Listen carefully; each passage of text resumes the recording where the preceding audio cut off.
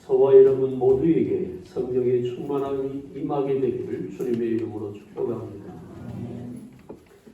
교회 여러 가지 절기가 있는데 오늘은 성령 강림 주일입니다. 성령의 충만한 역사로 교회가 시작이 되었고 그 교회의 시작을 통해서 오늘 우리까지 복음이 전파되었습니다. 예수를 믿어 구원받은 하나님의 백성들에게 있어서 성령의 충만함은 절대적입니다.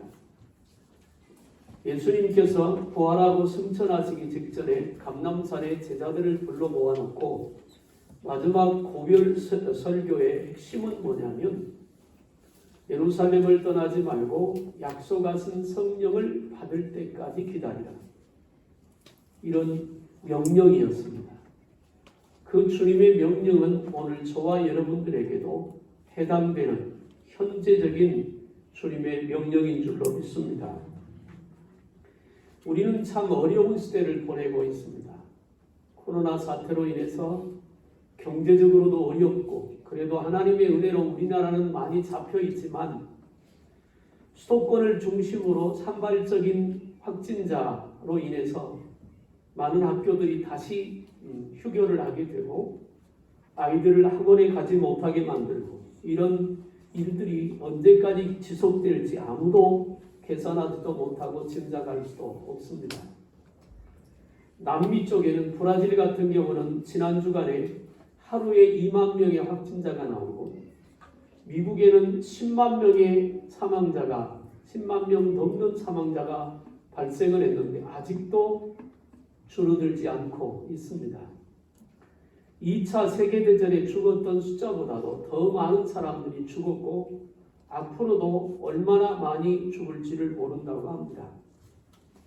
코로나가 잠잠해졌다고 해서 우리나라의 모든 문제가 끝난 것은 아닙니다.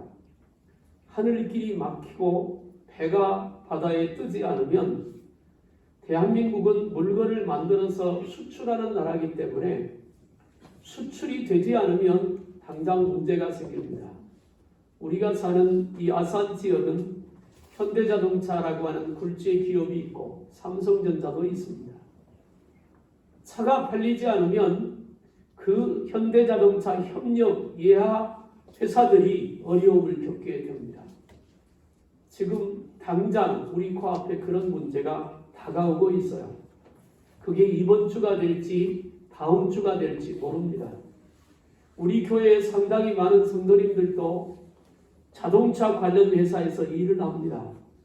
그러면 자동차가 수출이 되지 않고 만든 자동차가 밀리기 시작하면 일하는 현장의 일감은 떨어지게 될 것이고 그것은 곧바로 우리에게 경제적인 타격으로 다가올 것입니다. 이것은 멀지 않은 얘기고 꿈 같은 얘기가 아니라 현실이기도 합니다. 이런 어려움을 우리가 어떻게 극복해 나갈 수 있을까? 오늘 저는 말씀을 통해서 그 말씀을 하나님의 말씀을 증거하면서 저와 여러분들이 그런 길들을 만나고 그런 길이 열어지기를 주님의 이름으로 축복합니다. 예수님의 제자들은 한결같이 예수님이 잡히자 모두 배반하고 도망가 버리고 말았습니다. 그렇게 도망가고 주님을 배반했던 제자들을 예수님이 한 사람 한 사람 찾아가서 부활하신 후에 다 만나주시지요. 그런데 염치 없는 베드로와 그의 형제들은 다시 갈릴리 바다에 가서 그물을 내려 고기를 잡습니다. 그렇지만 고기를 잡히지 않은 그 아침에 예수님은 또 찾아가서 조반을 지어놓고 베드로와 그 친구들을 불러서 아침을 먹이면서 요한의 아들 시몬아 이 사람들보다 나를 더 사랑하느냐라고 묻고 베드로의 대답을 통해서 베드로에게 다시 한번 사명을 부여하게 됩니다. 내 양을 먹이고 내 양을 치라.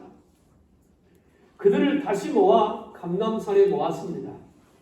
그렇게 감람산에 예수님이 마지막 고별 설교를 위해서 모인 숫자가 500여 명 정도 된다. 성경은 그렇게 말씀하고 있어요.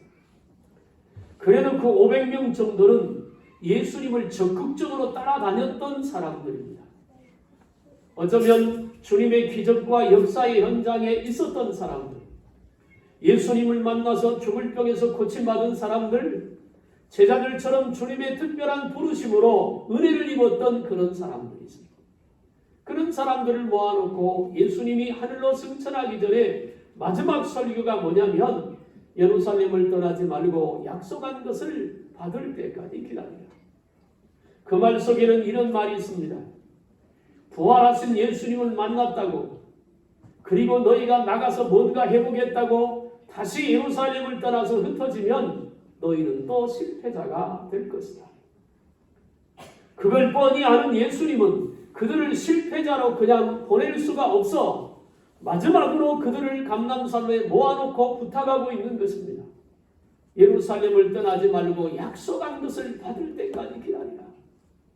그래서 사도행전 1장 15절에 보니까 그들이 그 주님의 말씀을 듣고 500명 중에 380명은 그래도 돌아갑니다.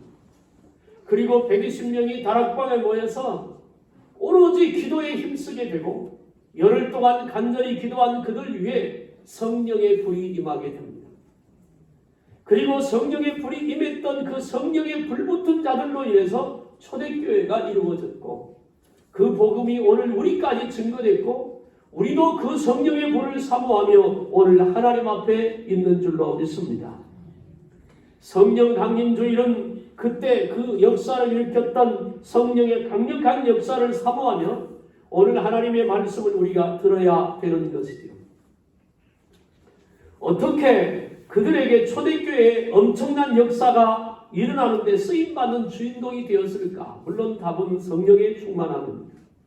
1907년 우리나라가 어려워져 기울어져 갈 때 평양의 산정영교회에서 집회를 합니다. 부흥회를 하잖아요.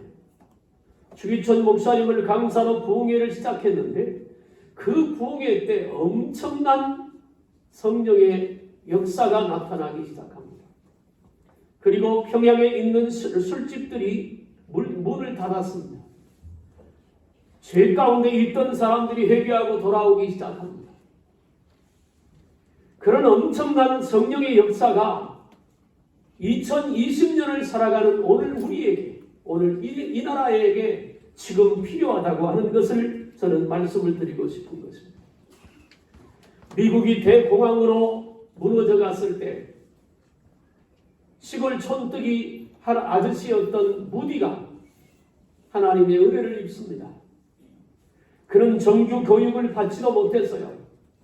그런데 그에게 성령의 불이 붙습니다. 그리고 미국을 돌아다니면서 이 말씀을 증거하기 시작합니다. 대공황으로 무너져 내리던 미국을 살렸습니다. 그 무디가 영국으로 넘어가서 복음을 전하기 시작합니다. 거의 같은 시대 때 요한 웨슬레가 성령의 불을 받습니다. 그런 말을 타고 다니면서 복음을 전하지요. 말 위에서 자고 말 위에서 먹고 말 위에서 복음을 전해요. 그런데 웨슬레를 통해서 얼마나 엄청난 역사가 일어나더냐면 웨슬레가 지나는 길가에 병든 사람을 들여다 놓으면 웨슬레 그림자가 닿을 때마다 그 병들이 떠나갈 정도 하나님은 대단하게 웨슬레를 썼습니다. 무디와 웨슬레가 망해가는 영국을 살렸어요. 여러분, 코로나 때문에 아직 경제적인 어려움은 본격적으로 오지 않았어요. 저는 이런 생각을 해봤습니다. 이 코로나로 인한 이 문제를 앞으로 우리가 어떻게 해결할 것이냐? 교회도 어려워질 것이고 가정도 어려워질 것이고 직장과 사업도 분명히 어려워질 것입니다. 며칠 전에 뉴스를 보다가 깜짝 놀랐습니다. 삼겹살 1인분에 23,000원 한다며요. 놀라지도 않아요. 많이 드시나 봐요. 나는 그렇게 비싼 거를 못 먹어봤습니다. 그렇답니다. 근데 더 문제는 돼지 열병 때문에 돼지가 엄청나게 많이 죽어가고 있다는 것입니다. 그것이 더 큰 문제라고 하는 거죠. 이런 어려운 문제들 가운데 과연 우리의 돌파구는 어디서 찾을 것이냐? 사람들은 이렇게 말합니다. 정치를 잘해야 된다고. 물론 정치 잘해야 합니다. 정권을 잡은 현 정권이 정치를 정말 잘해야 합니다. 어떤 사람들은 말합니다. 경제 맡은 사람들이 잘해야 된다고. 맞는 얘기입니다. 그런데 정치를 아무리 잘해도 대한민국의 경제 맡은 사람이 잘해도 팔아먹지 못하면 소용이 없습니다. 대한민국만 회복되는 것이 아니라 전 세계가 회복이 되어야 합니다.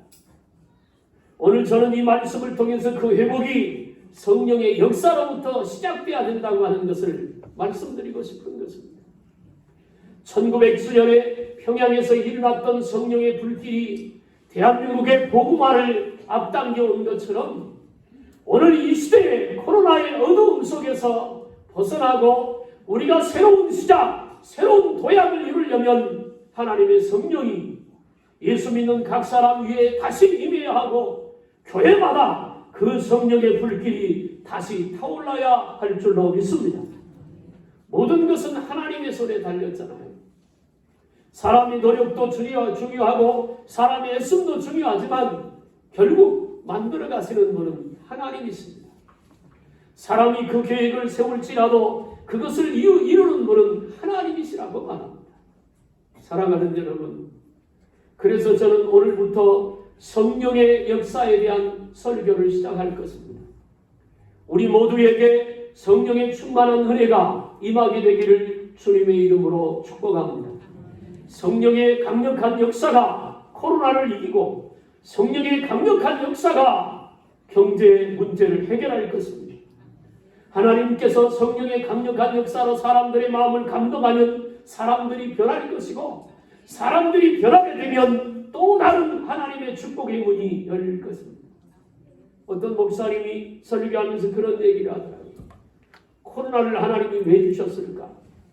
여지없이 콧대 높은 인간의 교만을 꺾으시는 하나님의 작업이셨다. 그것은 현재 진행입니다. 미국이 얼마나 교만했습니까? 지금도 교만합니다. 트럼프가 얼마나 교만합니까? 하나님께서 그 콧대를 꺾어 가시는 것. 처참하게 코로나로 인하여 처참하게 깨어지고 부서지잖아요.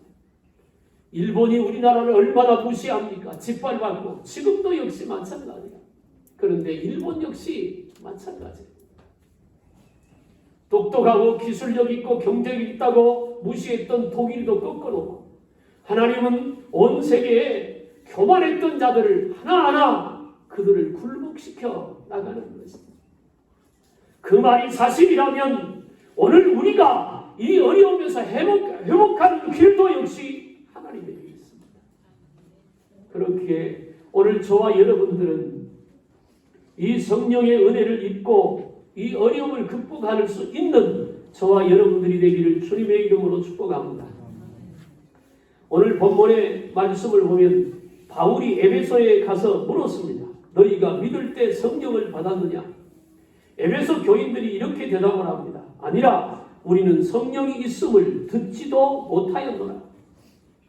바울이 물었습니다. 그러면 너희가 예수 믿을 때 무슨 세례를 받았느냐? 에베소 교인들이 대답을 합니다. 회개의 세례만 받았습니다. 예수를 믿었는데 성령을 받지 못했습니다. 성령이 무엇인지 듣지도 못했다고 말했습니다. 그래서 바울이 그들에게 안수할 때 성령이 임했다. 오늘 본문에 그렇게 말씀하고 있습니다. 사랑하는 여러분, 성령이 우리 가운데 계셔야 하고 우리의 주인이 되셔야 하고 우리를 다스려야 하고 우리를 깨닫게 해야 하고 우리를 도와주셔야 하고 우리를 인도해 주셔야 되는 줄로 믿습니다. 성령 하나님을 몇 가지로 다른 이름으로 부르는 내용들이 있습니다. 그 첫째가 보혜사입니다. 요한복음 14장 16절부터 18절에 보니까 내가 아버지께 구하겠으니 그가 또 다른 보혜사를 너희에게 주사 영원토록 너희와 함께 있게 하시리니 저는 진리의 영이라 세상은 능히 저를 받지 못하나니 이는 저를 보지도 못하고 알지도 못합니다. 그러나 너희는 저를 아나니 저는 너희와 함께 거하시며 또 너희 속에 계시겠습니다. 내가 너희를 고아와 같이 버려두지 아니하고 너희에게로 오리라. 할렐루야. 성령님의 다른 명칭은 보혜사입니다. 보혜사라고 하는 말은 돕는다라고 하는 뜻을 갖고 있지만 그 보혜사라고 하는 말을 한문으로 풀어보면 이런 뜻입니다. 보호하시고 은혜를 베풀어 주시고 가르쳐 주시는 분이다. 지금 읽었던 요한복음 14장 16절에도 저는 진리의 영이라, 성령은 진리의 영입니다. 그래서 성령이 우리 가운데 임하면요, 하나님의 말씀이 생각나고 하나님의 말씀이 깨달아지는 줄로 믿습니다. 이게 도대체 무슨 뜻인지, 이게 도대체 무엇을 우리에게 말씀하는지 모를 때 성령을 의지하여 성령께 구하면 성령은 그 말씀이 나를 향하여 무슨 말씀을 하나님이 하고 계신가를 깨닫게 하고 듣게 되는 은혜가 임할 줄로 믿습니다. 보혜사 성령이 우리 가운데 임하면 우리를 보호해 주십니다. 어떤 어려움 속에서도 머리털 하나 삼지 않도록 지키실 줄로 믿습니다. 보혜사 성령이 우리 가운데 오시면 은혜를 주십니다. 여러분, 사람이 언제 변하냐면 은혜를 받을 때 사람이 변합니다. 성경을 많이 알아야 사람이 변하는 게 아닙니다. 성경을 많이 알아도 여전히 변하지 않습니다. 성경을 많이 배운다고 그 사람이 변하는 것도 아닙니다. 중요한 것은 내가 성경을 배울 때, 내가 성경을 읽을 때, 내가 성경을 들을 때 그 말씀이 깨달으면서 내게 주신 말씀으로 들려오고 내게 은혜로 다가올 때 그 심령이 변화되고 새롭게 될 줄로 믿습니다. 보혜사 성령이 우리 가운데 오시면 주님께서 우리를 말씀으로 가르칩니다. 그래서 하나님의 말씀이 생각나고 깨달아진다고 요한복음 15장 23절 24절에 기록하고 있는 것입니다. 사랑하는 여러분, 그래서 우리는 성령을 모시고 그분과 언응하고 그분과 함께 살면 성령은 우리를 보호하시고 은혜를 주시고 가르쳐 주사 복된 길로 인도하실 줄로 믿습니다. 유명한 얘기인데 아마 여러분들도 한두 번 들었을 것입니다. 전라도 지방에 한 장로님이 있었습니다. 이 장로님이 교회에서 시무를 하다가 어떤 좋지 않은 일 때문에 큰 상처를 받아서 교회를 떠납니다. 10년이나 교회를 떠나다 보니까 장로님인데도 불구하고 타락한 생활을 합니다. 어느 날 이 장로님이 술집에 술을 마시고 있었습니다. 근데 마침 그때 옆에서 점을 보던 점쟁이가 있었는데 점쟁이가 소리치면서 이렇게 말합니다. 여기에 예수 믿는 사람이 있습니다. 제발 나가주세요. 점괘가 나오지 않습니다. 그러니까 술집에 앉았던 술꾼들이 웃으면서 말했습니다. 아이고 참, 술집에 무슨 예수쟁이가 있겠습니까? 술집에는 예수쟁이가 없다. 그렇게 말합니다. 그랬더니 점쟁이가 계속 아닙니다. 여기에 예수 믿는 사람이 분명히 있습니다. 그에게 있는 영이 나를 괴롭히고 있어서 내가 점괘를 낼 수가 없습니다. 제발 좀 나가주세요. 점쟁이가 그렇게 얘기하면서 술집에 있는 사람들을 쭉 둘러보다가 그 장로님하고 눈이 마주쳤습니다. 장로님을 뚫어지게 바라보았습니다. 장로님은 너무나 민망했습니다. 장로가 술집에 앉아서 술을 마시는 것이 너무 부끄러웠어요. 그래서 빨리 술집에서 뛰쳐나왔습니다. 그리고 술집 근처에 있는 큰 나무 밑으로 갔습니다. 나무를 붙들고 엉엉 울면서 말했습니다. 주님, 내가 주님을 떠난 지 10년이나 되었는데 우리 주님께서는 아직도 내게서 성령님을 거두어가지 않으셨고, 그리고 회개하고 다시 하나님 앞에 돌아가서 훌륭한 장로님으로 충성했다고 하는 실제 있었던 유명한 얘기입니다. 이 장로님은 자기가 하나님을 떠났으니까 하나님이 자기를 떠난 줄 알았습니다. 그런데 너무나 부끄럽게도 점쟁이를 통해서 장로님이 자신을 보게 하나님께서 역사하신 것이다. 여러분, 우리가 있어야 하는 것은 주님의 품입니다. 주님 앞에 서 있어야 합니다. 힘들고 어려워도 우리는 주님의 품을 떠나면 안 되는 것입니다. 한 사업을 하는 사업가가 사무실에서 일을 하고 있었습니다. 그런데 갑자기 머릿속에 장모님 생각이 났습니다. 그래서 그는 일하다 말고 그 자리에 서서 사랑하는 장모님을 위해서 열심히 기도를 했습니다. 그래서 자꾸만 장모님에게 달려가고 싶은 마음의 생각이 생겼어요. 그래서 급히 자동차를 타고 장모님 댁으로 갔습니다. 문은 열려 있는데 아무도 없었습니다. 아무리 소리쳐 불러도 대답이 없었습니다. 그런데 마음속에 역사하시는 성령님이 자꾸만 냉장고를 가르쳐주는 것 같은 느낌이 있었습니다. 그 장모님 댁에는 큰 냉장고가 하나 있었습니다. 그래서 그런 냉장고로 다가와서 문을 열었는데 장모님이 그 큰 냉장고를 청소하다가 문이 닫혀버려서 그 안에 갇혀 있었습니다. 만약에 그때 성령이 그 사유의 마음을 움직이지 않았더라면 아마도 장모님은 그 냉장고 안에서 얼어 죽었을 것입니다.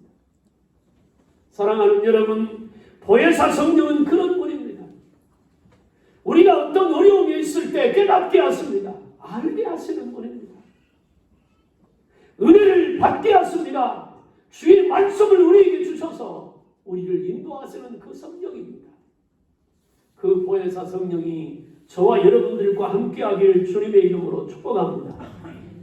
두 번째, 보혜사라고 하는 말은 파라크레토스라고 하는 말인데, 따라합니다. 옆에서 도와주시는 분. 파라라고 하는 말은 옆이라고 하는 말이고, 크레토스라고 하는 말은 도와준다고 하는 말입니다. 그래서 보혜사 성령은 옆에서 도와주시는 분. 아니, 더 정확히 말하면 내 안에서 도와주시는 분. 여러분, 예수 믿고 구원받은 사람은 어디를 가든지 우리 혼자가 아닙니다. 성령이 우리 안에 계시고 성령이 우리를 붙들고 계시고 성령이 우리를 인도하고 계시는 것을 믿으시길 바랍니다. 성질이 난다고 입을 새겨 안방에가 뒤집어 쓰고 욕한다고 성령이 못 들으실까요? 다 들으실 것입니다. 그 주님 앞에 무엇을 감출 수가 있겠습니까? 아무것도 숨길 수 없고 아무것도 감출 수가 없는 것입니다. 왜요? 내 옆에 계십니까? 아니, 내 안에 계십니까? 요한복음 15장 7절에 내 말이 너희 안에 있고 너희가 내 안에 있으면 무엇이든지 원하는 대로 구하라. 그리하면 내가 시행하리라. 내 말이 너희 안에 있고 너희가 내 안에 있으면 그 말은 뭐냐면 하나가 된다는 말이에요. 주님과 하나 되는 말. 성령은 우리와 하나 되는 줄로 믿습니다. 근데 여기서 중요한 게 있어요. 주님과 내가 하나 되는데 누구로 단일화하는 거냐 하는 것입니다. 여당과 야당이 당을 통합합니다. 그러면 누구로 단일화하느냐라고 싸웁니다.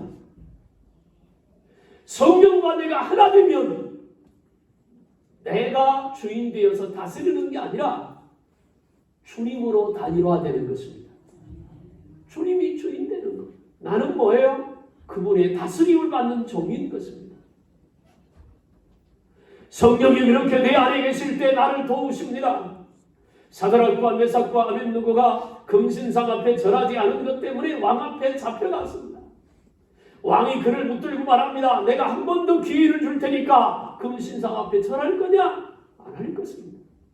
그러면서 오히려 이렇게 말합니다. 왕이여, 우리가 불 속에 들어가는 것 때문에 걱정할 필요가 없습니다. 우리가 믿는 하나님이 우리를 건져주실 겁니다. 그래도 거기까지 왕이 참았는데 한마디 더 합니다. 만약에 우리가 불 속에 들어가서 우리가 믿는 하나님이 안 건져주시고 거기서 불 속에 타 죽는다 해도 왕의 말을 따를 수가 없습니다. 왕이 열받았잖아요. 여봐라, 불을 평소보다 7배나 뜨겁게 해라. 세 사람을 묶어 불 속에 던져넣는데 그 세 사람을 불 속에 넣을 때 끌고 가던 군인들이 다 죽었습니다. 그런데 놀라운 일이 일어납니다. 그 불 속에 세 사람을 집어넣고 왕이 얼마나 타 죽는데 고통스럽게 죽는가 보려고 보고 앉았는데 세 사람이 아니라 네 사람이었어요. 성경은 이렇게 말합니다. 그 중에 하나는 신의 아들과 같았더라. 뭐예요? 주님이 오신 거잖아요. 세 사람 마음속에 주님이 계셨고 그들이 불 속에 들어갈 때 주님이 오셨어요. 우리가 불속과 같은 어려운 지경에 들어가도 주님은 우리와 함께할 줄로 믿습니다. 지금부터 100년이 넘었던 미국의 그레이스 대령의 부인 이야기입니다. 우리가 잘 아는 영화입니다. 그는 늘 성령님을 모시고 의논하면서 성령님과 대하면서 살아가는 경건한 여인이었어요. 그날은 1912년 4월 어느 주일 예배를 마치고 집으로 돌아오는 길이었습니다. 자기 안에 모시고 사는 성령님이 갑자기 불안한 마음을 주십니다. 그래서 그녀는 남편이 걱정이 되어 잠을 이룰 수가 없었습니다.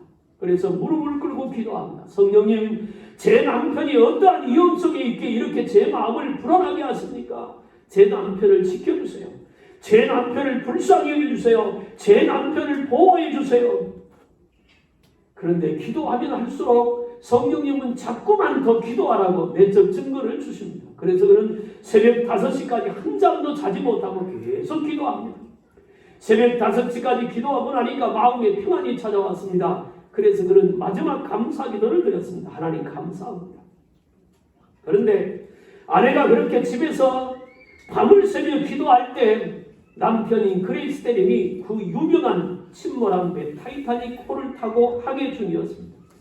그런데 그가 그 배가 빙사에 부딪혀 가라앉았습니다. 그레이스 대령은 한 노약자를 더 구하기 위해 가파를 이리저리 뛰어다니며 그들을 구명보트에 태웠습니다.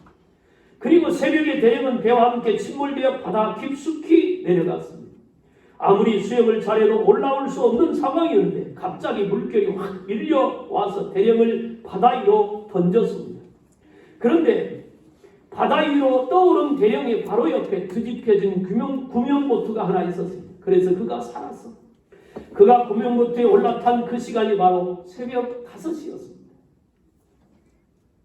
이 부부의 마음속에 계신 성령이 부인의 마음을 감동한 것입니다.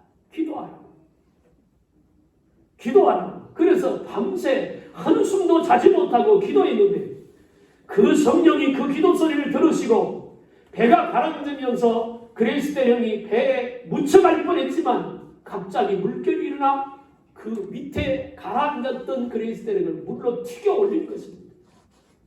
그리고 뒤집혀진 보트에서 그는 살아나왔습니다. 성령은 그러신 분입니다. 우리를 돕는 분이라 그 말입니다.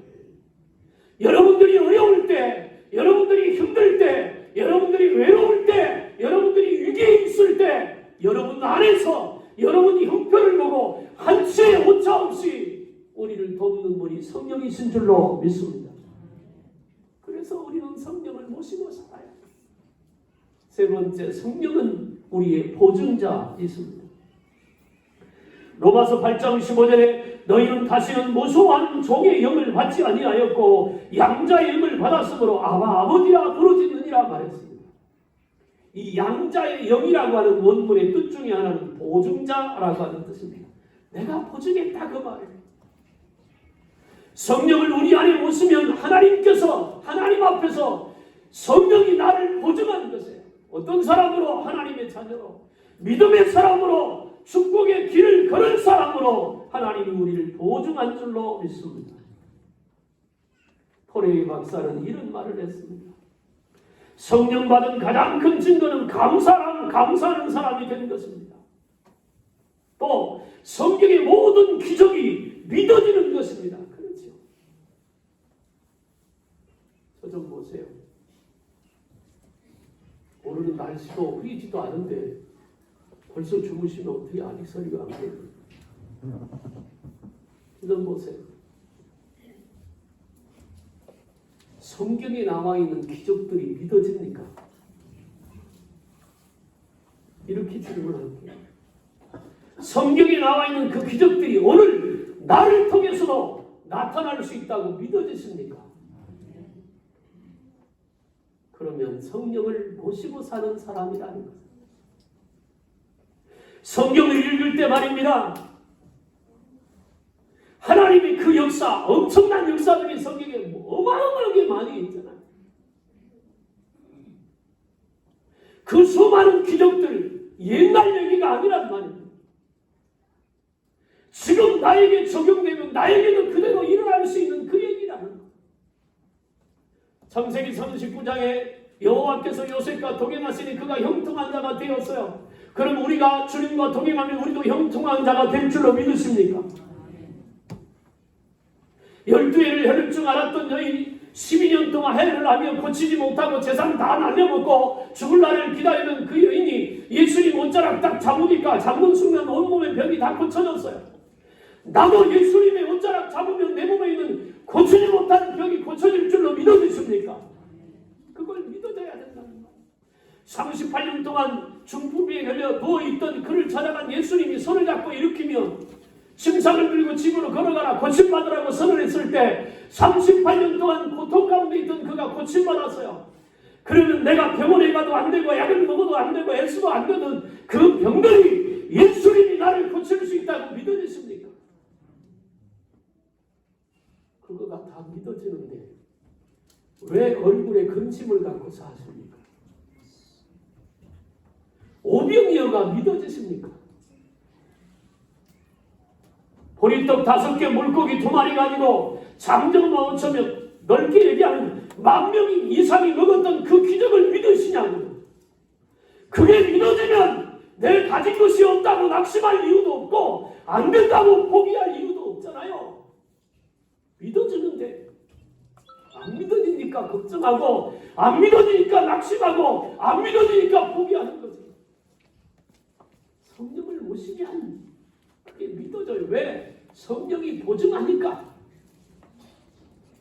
사람이 보증하는 게 아니라 성령 하나님께서 보증하니까. 그러니까 믿으란 말이에요. 왜 우리 안에 성령을 모셔야 되냐? 믿어져야 됩니다. 믿어줘야 그 축복의 주인공이 되니까. 성령이 충만하기를 주님의 이름으로 축복합니다.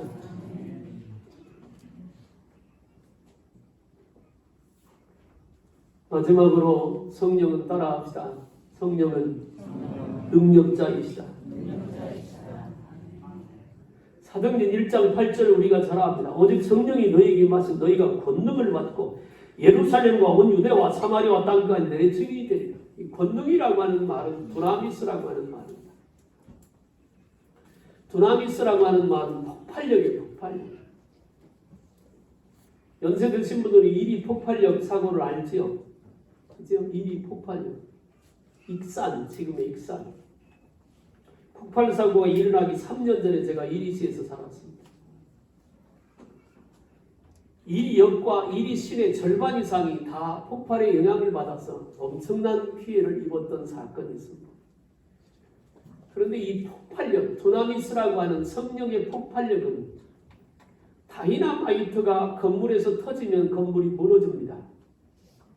그죠? 무너져요. 몰라요? 이거 찾아보세요.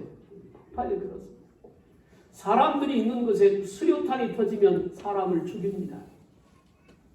북한이 핵무기에 왜 매달리냐? 까불면 내가 쏜다는 겁니다.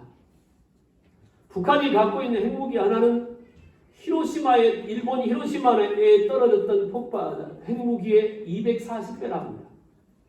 그러니까 우리나라에 한 개만 떨어져도 남한의 절반은 끝납니다. 무시무시한 거잖아요. 세상의 모든 폭발물은 파괴를 합니다. 망가뜨려요. 무너뜨려요. 근데 성령의 폭발력은 망가뜨리는 게 아니라 살립니다.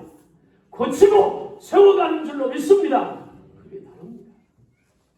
한 사람 속에 성령이 강력하게 임하면 죽었던 영혼이 살아나고 저주받은 질고에서 노인받을 줄로 믿습니다. 그 성령이 폭발하면 그렇습니다. 이 성령의 폭발력이 지금 우리에게 필요합니다. 그래야 코로나를 이길 수 있습니다. 경제의 어려움을 극복할 수 있습니다. 지금의 두렵고 떨리는 앞으로 미래의 캄캄한 그 길을 밝혀줄 수 있는 것이죠. 우리가 성령 충만함을 입어야 되는 이유가 거기 있어요. 여러분, 어떤 경제적인 어려움이 다가와도 그걸 이길 수 있을 만큼 넉넉하게 돈이 있습니까? 대답해 보세요. 있다고 하면 다 낼 줄 알고 안 다 냅니다. 그런 돈도 없잖아요. 엄청난 어려움이 다가오면 그걸 이길 만한 실력과 재주와 능력이 감춰진 기술력이 여러분에게 있습니까? 없어요. 그냥 이 나라가 어려우면 그 어려운 풍랑에 우리도 빠져서 허덕일 뿐입니다. 그런데 우리에게 길이 있다고 성경은 말하잖아요. 그게 뭐예요? 보혜사 성령을 우리 안에 충만하게 모시는 것입니다. 나는 우리 큰사랑교회가 그 성령에 충만하게 임하게 되기를 주님의 이름으로 축복합니다. 여러분과 여러분의 가정에 성령의 충만함이 임하게 되기를 주님의 이름으로 축원합니다. 그런데 말이에요. 성령의 충만함은 그냥 있으면 오는 게 아니에요. 다락방에 모인 그들이 따라합시다. 오로지 기도에 힘씁니다. 전에 성경은 뭐라고 하는지 전혀 기도에 힘씁니다. 잠자는 것도 잊어버리고 밥 먹는 것도 잊어버리고 가족 만나는 것도 잊어버리고 오직 하나 주님이 약속하신 그 성령을 받기 위해서 열흘 동안 간절히 기도했더니 불같은 성령이 임했다. 미안하지만 정말 안타깝게도 그런 기도가 우리에게는 안 보입니다. 어마어마한 고통은 우리 앞에 다가오는데 그걸 이길 만한 힘이, 그런 성령의 능력이 아직은 우리에게 없다는 거예요. 그래서 저는 기도하자고 하는 겁니다. 기도 없이 성령의 충만함을 입었다? 없어요. 그런 것은. 보혜사 성령, 우리와 함께 하시려고, 우리를 도와주시려고, 우리에게 능력을 주시고 보증하시려고, 우리를 어려운 데서 건지고 이겨 하나님의 뜻을 이루게 하시려고 보내신 그 성령으로 충만한 우리 큰사랑교회와 저와 여러분들이 되기를 주님의 이름으로 축원합니다. 기도할게요. 볼지어다 내가 문 밖에서 듣노니 그 소리를 듣고